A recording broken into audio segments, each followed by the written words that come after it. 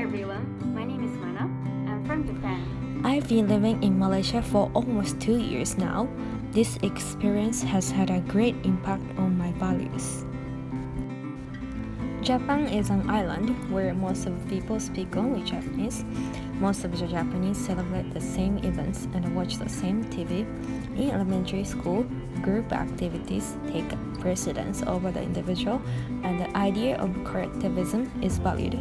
This is just my opinion, but I feel that everyone has a similar way of thinking about life rather than a variety of ways of living.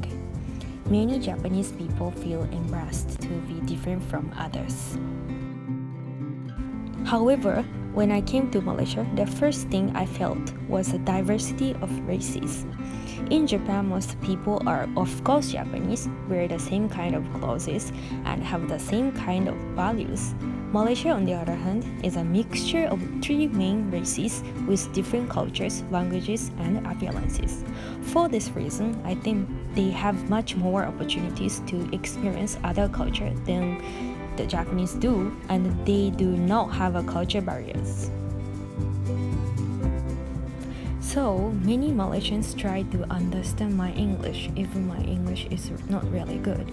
For Malaysians, English is just one of the many languages, and it is just a tool to interact with many people.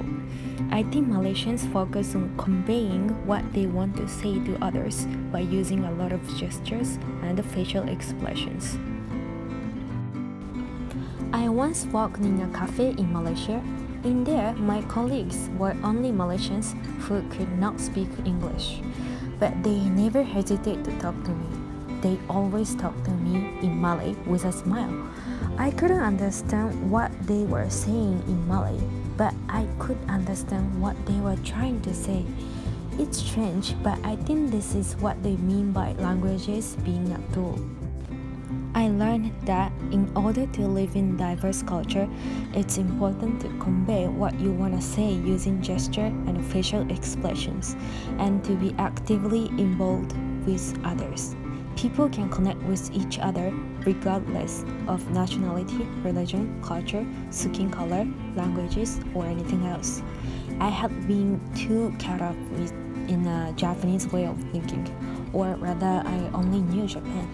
However, after coming to Malaysia, I met many different cultures and people, and I learned that Japan was too small.